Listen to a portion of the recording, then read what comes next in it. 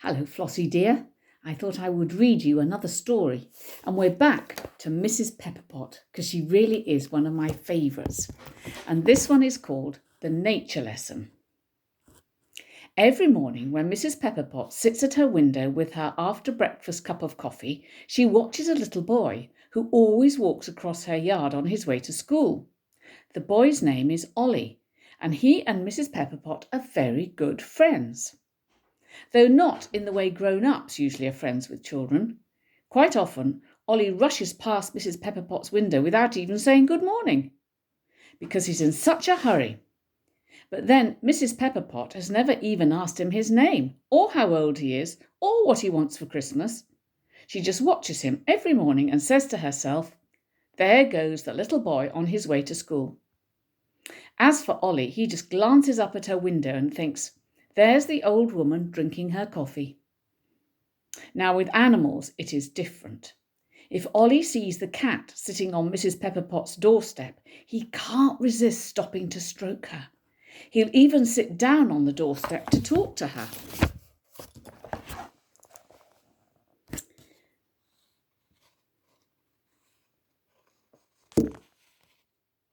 "Hello, pussy," he'll say. "There's a lovely pussy."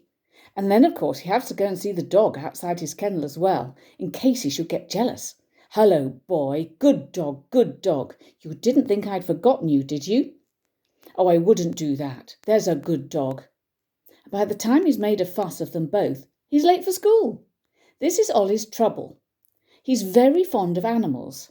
He loves to play hide and seek with the squirrel he sees on his way to school, or have a whistling match with a blackbird. And as for rainy days, well, he spends so much trying not to step on the worms wriggling by the puddles in the road that he's always late for school. This won't do, of course, and when he's late his teacher gets cross and she'll say, "It's all very well being fond of animals. It's quite right that you should be, but it's no excuse for being late for school." But that wasn't what I was going to tell you. What I was going to tell you was how Mrs. Pepperpot had a nature lesson one day. So here we go. It was a lovely spring day, and Mrs. Pepperpot was sitting by the window as usual, enjoying her cup of coffee and watching Ollie come across the yard. He was walking rather briskly this time. Watching some bird or animal had probably made him late again.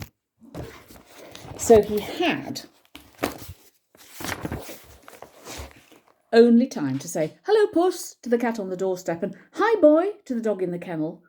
But suddenly he stopped dead, turned round on his heel and started to run back across the yard.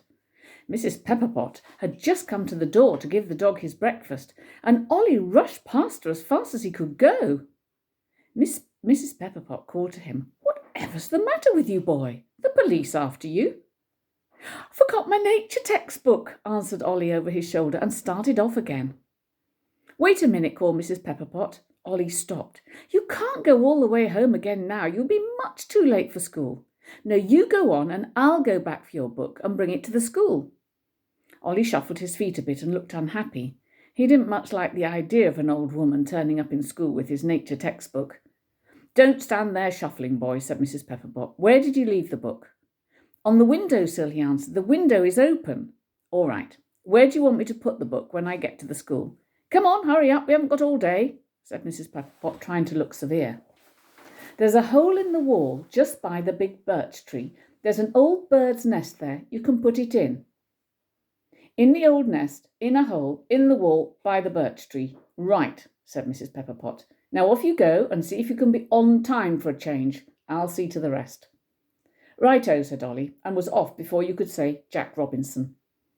Mrs. Pepperpot took off her apron, smoothed her hair, and stepped out into the yard. And then, of course, the inevitable thing happened. She shrank. "This is bad," thought Mrs. Pepperpot as she peeped over the wet grass by the doorstep. "But I've known worse." She called to the cat, "Come here, puss. You'll have to be my horse once again and help me fetch Ollie's nature book from his house." "Meow. All right," said the cat, as she allowed Mrs. Pepperpot to climb on her back. "What sort of thing is a nature book?" "It's a book the children use in school to learn about animals," answered Mrs. Pepperpot. "And one thing it says about cats is that you are carnivores." "What does that mean?" asked the cat. "That you eat meat." But never mind that now. All you have to do is take me straight down the road till we get to the stream. Then we can take a short cut across. But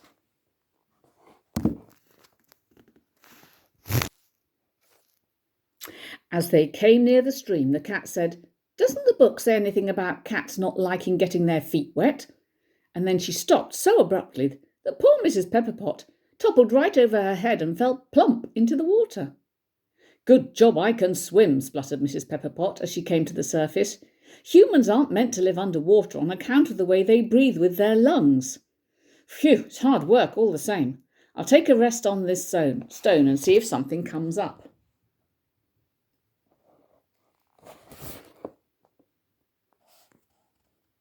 While she was getting her breath, a tiny animal stuck its nose out of the water and started snarling at her. Now, Mrs. Pepperpot knew what that was, but you probably wouldn't, because it only lives in the faraway places, and it's called a lemming. Its fur is dapple brown and fawn, so that it looks a bit like a guinea pig in summer, but in winter it turns white as the snow around it. As I say, Mrs. Pepperpot knew all about lemmings, so she snarled back at the little creature, making as horrible a noise as she could. "I am not afraid of you," she said, "though the book says you're the worst-tempered of all the little rodents, and you don't give way to a fierce dog or even a grown-up man. But now you can just stop showing off and help me out of this stream like a good lemming." I've never seen a lemming floss, have you? Never, ever, ever, ever, ever. "Well, blow me down," said the lemming. "I never saw a woman as small as you and with such a loud voice. Get on my back and I'll take you across. Where are you going, by the way?" "To fetch a nature book from the house over there for a little boy at school," said Mrs. Pepperpot. "And in that book there is quite a bit about you." "Oh, and what does it say?" asked the lemming, crawling out onto the grass with Mrs. Pepperpot. "It says once every so many years lemmings come down from the mountains in great swarms and eat up all the green stuff they can find till they get to the sea." Then she stopped, because she remembered that when the lemmings reach the sea in their search for food, thousands of them get drowned. "We do get rather hungry," said the lemming. "As a matter of fact, I'm on my way now to join my mates in a little food hunt." "Couldn't you just take me down to the house?" pleaded Mrs. Pepperpot. She didn't like the idea that he might drown in the sea. But the lemming's empty tummy was telling him to go. So he told Mrs. Pepperpot she would have to manage by herself, and he ran off, muttering to himself about juicy green leaves. Before Mrs. Pepperpot had had time to wonder what would happen to him, another head appeared above a little wall. This time it was a stoat. "Hello, Mr. Nosy Parker," she greeted him. "What are you looking for?" "I thought you were a mouse, but I see you're a little old woman, and I don't eat women," said the stoat. "Have you by any chance got a silver spoon?" he added. "I have something you'd like even better than silver spoons," answered Mrs. Pepperpot. "A whole packet of tin tacks, and you can have them if you'll just take me to that house over there. I have to fetch a book from the window-sill for a little boy in the school." "All right," said the stoat. "Hop up." So Mrs. Pepperpot got on his back. But it was the most uncomfortable journey, because stoats, like weasels, move by rippling their long bodies, and though they have short legs, they can run very fast. Mrs. Pepperpot had a job keeping on, and was glad when they reached the wall under the window. The stoat scrambled up to the windowsill, and presently he came back with the book under his chin. "Why do you carry the book that way?" asked Mrs. Pepperpot. "How else?" answered the stoat. "I always carry my eggs under my chin." "Eggs?" Mrs. Pepperpot pretended to be surprised. "I didn't know stoats laid eggs." "Ha, ha, very funny," said the stoat. "I suppose you don't eat eggs." "Oh, yes," said Mrs. Pepperpot, "but I don't steal them out of wild birds' nests." "That's my business," said the stoat.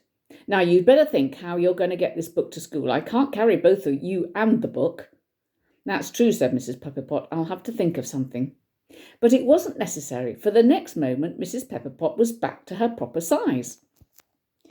As she bent down to pick up the book, she whispered to the little stoat, The tin tacks will be waiting for you in that nest you robbed in the stone wall by the school. And she thought she heard him chuckle as he rippled away into the grass. When she reached the school, the bell was ringing for break, and she just had time to pop the book into the empty nest before Ollie came running out with the other children. Mrs. Pepperpot gave the tiniest nod in the direction of the wall, and then she walked briskly away. But the next morning, Ollie brought her a lovely bone for her dog, and from his milk bottle he poured a good saucer of milk for her pussy. Mrs. Pepperpot opened the window. "Would you do something for me this morning?" she asked. "As long as it won't make me late for school," answered Ollie. "Good." Then Mrs. Pepperpot fetched a packet of tin tacks from the tool shed and gave them to Ollie. "Put those in the empty nest in the wall, will you? They're for a friend of mine." Well, that was a good story, wasn't it, Floss? We've learnt a lot of things about nature and animals and the way they behave. So I expect you knew quite a lot of those things already, but I didn't. Anyway, I hope you have a very nice weekend. I will see you next week, and I'm very, very, very, very excited, and so is Peppa. So see you soon, my darling. Bye.